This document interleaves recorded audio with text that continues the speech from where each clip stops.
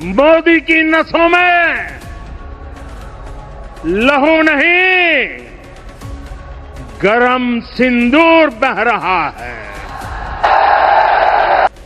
हर आतंकी हमले की पाकिस्तान को भारी कीमत चुकानी पड़ेगी। पाकिस्तान ने फरियाद की थी, यानी डीजी अमून घबरा गए थे हमारे। ट्रंप ने तो कोई किरदार ही अदा नहीं किया। क्या बुज़दिली है? हाल में उनको, अगर हिंदू बनिया ने हमारे पिंडी में हमला किया है तो हमें उनके दांत कटे कर देने चाहिए। हुकूमत को दलेरी का मुजाहरा करना चाहिए, बुज़दिली से बाहर निकलना चाहिए। ये यजीदियत की जो ये कर रहे हैं, ये न कोई इंसानी कि यार ये फॉर्म 47 के लोग हैं, इनको अवाम ने मैंडेट नहीं दिया, इन्होंने हमारा मैंडेट चोरी किया, इनके साथ अवामी ताकत नहीं है। के ड्रोन हमले यहाँ पे भी हुए, आपने देख लिया कैसे हुए। लाहौर में आप लोग भी रहते हैं, हम भी रहते हैं, हमारे आपके घर के करीब हुआ बिल्कुल। और ऐसा भी हुआ कि हमने कल एक इंटरव्यू भी किया, एक चौकीदार है, उसने अपनी शॉटगन से एक ड्रोन को गिरा दिया। एक और लड़के का मुझे पता चला, वो दरख्त के ऊपर चढ़ गया, बड़ा ऊंचा दरख्त था, और जब ड्रोन नीचे से गुजरा तो उसके ऊपर कूद के उसने गिरा दिया उसको। वो चिंची जितना बड़ा ड्रोन। लेकिन हिंदुस्तान में जब पाकिस्तान ने ड्रोन भेजे, खासतौर दिल्ली के अंदर, तो बकौल उनके 40 लोग मर गए अफरा तफरी में। कोई बस से जाके लग गया भागते हुए, कोई किसी गाड़ी के आगे आ गया, कोई मोटरसाइकिल को लगा।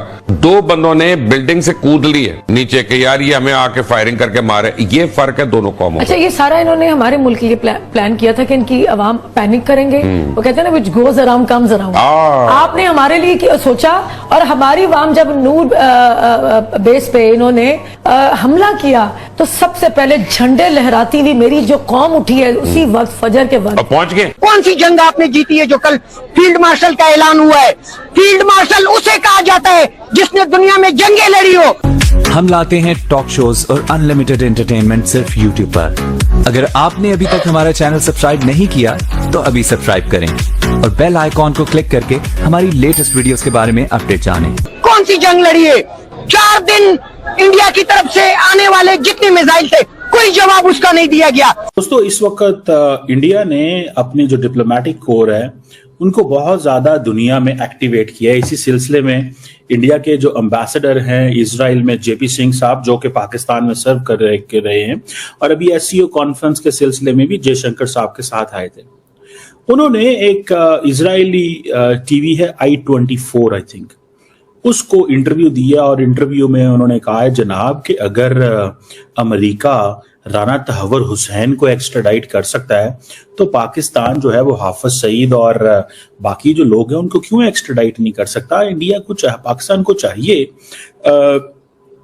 कि वो जिस अंदाज में काम कर रहा है उनको हमारा ताउन करना चाहिए। लेकिन इंडिया ने ये जो एक ऑफेंसिव कैंपेन पाकिस्तान के बारे में शुरू की है, दैट इज वेरी इंपॉर्टेंट। इसको पाकिस्तान को जिसे कहते हैं ना, इग्नोर नहीं करना चाहिए। देखिए, इंडिया की जो भी है, लेकिन इंडिया के डिप्लोमेटिक फुटप्रिंट्स पूरी दुनिया में। अब देखें कि ये जो अब इंडस बॉर्डर ट्रीटी के हवाले से वो क्या कहते हैं, वो कहते हैं जनाब आप दहशतगर्दी बंद कर। भारत ने 1971 की जंग जीती, उसका इवज क्या किया? उन्होंने अपने आर्मी चीफ को फील्ड मार्शल बना दिया। कि सुबह हम तो अभी प्लान कर रहे हैं ना, उन्होंने 32 मुल्कों के लिए वफूद भेज दिए हैं, 59 अराकीन पार्लियामान पर मुश्तमिल। जनरल साहब रिटायर हो जाए, वो तो जनरल रिटायर्ड हो जाते हैं, major general, lieutenant general retired. Field marshal is always a field marshal. कई देश हैं वहां पे, आप देखेंगे जैसे मलेशिया, कोई भी वहां का उनका सिस्टम होता है, जो राजा होता है, उनकी जो प्रोविंसेस हैं, तो टर्न बाय टर्न होता है।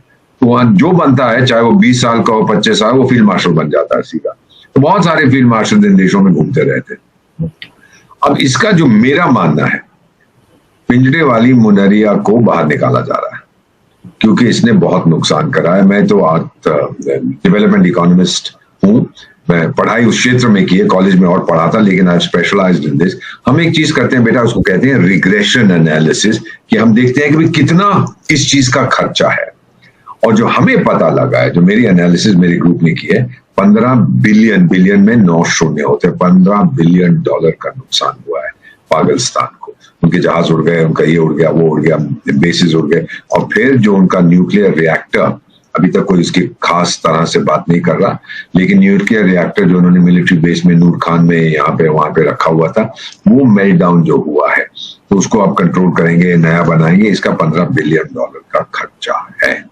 और ये सिर्फ इस बेवकूफ ने, इस मुल्ले ने कर दिया, मैड मुल्ला मुनीर जिसको हम कहते हैं। वो सोमालिया में भी 110 साल पहले होता था एक मैड मुल्ला मोहम्मद, 40-50 हजार अपने लोग उसने मौत के तरफ भेज दिए क्योंकि जिहाद के नाम में। And he was a general, he was a preacher, he was a philosopher, सब कुछ था, तो वो भी मर गया कहीं, मेरा ख्याल डिसेंट्री या डायरिया या मलेरिया से मर गया, किसी को पता नहीं कहाँ पे वो है। यही होता है इन लोगों का। तो मेरा मानना है कि पिंजड़े वाली मुनरिया को अब निकाल रहे हैं, उसको बोलेंगे और देखेंगे आप महीने के अंदर घर जाके बैठ जा और कोई फिर दूसरा आर्मी चीफ बनेगा। हो सकता है कि अगर और कोई ना बने तो हाफिज सईद कोई बना दे आर्मी चीफ, आजकल तो फौज उसकी बात सुनती है। बेसिकली ये है कि और फिर बाद में जिस दिन हमने उनको ठोका था उसको डिक्लेयर करेंगे, अभी पाकिस्तान विक्ट्री बनाएंगे, और फिर जो वहां है ना एक मीनारे पाकिस्तान, लाहौर में है या कहां पर है, उसको हम मीनारे मुनीर बनाएंगे। आप देखते जाइए क्या करते हैं। और फिर 2-3 महीने के बाद जैसा वो मुशर्रफ के साथ हुआ था, या फिर इसको सजाए मौत दे देंगे, इसको देशद्रोह का लगाएंगे और भगा देंगे। ये चला जाएगा साउदी वाड़ी, जाके वहां बैठ के कुछ रोज कुरान पढ़ा करेगा, भाषण देगा। सो माई ओन फीलिंग इज कि इसके अगेंस्ट जो मूवमेंट चल रही है, उन्होंने कहा इसको प्रमोट करो। वैसे तो कमांडर इन चीफ वहां के पाकिस्तान के प्रेसिडेंट साहब है, कुछ सरदारी जरदारी मरदारी ऐसा ही कुछ है, मदारी कोई है वहां पे, पता नहीं उसका नाम क्या है। तो वो मदारी साहब ने कमांडर इन चीफ है, लेकिन उनकी तो कोई सुनता नहीं, तो इसको बना दिया और अब ये he is on his way out, there is no question about it. तो घर जाके बैठ, कोई डिसीजन मत ले, बहुत नुकसान किया। ये कहानी है। सर ये भी हो सकता है कि ये आर्मी चीफ भी बना रहे और फील्ड मार्शल भी बना रहे, या ये भी हो सकता है ना आर्मी चीफ ट्रेडिशनली अभी तक तो कभी हुआ नहीं, but this will be a change. Field marshal हमेशा रिटायरमेंट के बाद दिया जाता। अब वो इदी अमीन होता था युगांडा का, वो शायद कॉर्पोरल था, जो नॉन कमीशन्ड ऑफिसर। फिर जब उसने सत्ता सीज कर ली, वो बन गया, फिर आपने एडीसी को बोला, देखो मैं कॉर्पोरल से अब कैप्टन से मेजर, मेजर से लेफ्ट, 5-5 मिनट के बाद तो वो भी फील्ड मार्शल बन गया। फिर उसने पूछा कि भाई फील्ड मार्शल से बड़ा कुछ होता है? वो बोले इससे ऊंचा, अच्छा बनाओ कोई ढूंढो टाइटल मेरे लिए। उसने 2-4 अपने डबल फील्ड मार्शल बना दिया अपना, क्या फर्क पड़ता है। बेवकूफ दुनिया हंसती है ना। देखिए हंसने के लिए भी तो कोई जोकर चाहिए ना। आजकल सुना है कि हमारी जो बहुत बड़ी सर्कस भारत में है, वहां पर एक जोकर का स्थान खाली है, तो बुला लो मुनरिया को आके, वहां हंसी मजाक हम लोगों को तो कम से कम हंसाएगा, अपना फील्ड मार्शल का यूनिफॉर्म रिबन शिबन पहन के आएगा और लोग खूब हंसेंगे, हंसाएगा हमको।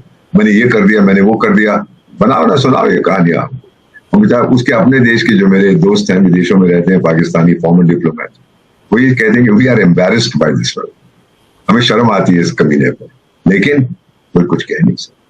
तो वहां पे तो आपको पता ही है कि फौज की मुखालफत कौन करेगा। तो आपको ये वीडियो कैसा लगा कमेंट बॉक्स में जरूर लिखिए। इस वीडियो को लाइक कीजिए, शेयर कीजिए, सब्सक्राइब करना ना भूलिए आपके चैनल EFC.Z को। तो मिलते हैं अगली वीडियो में। जय हिंद।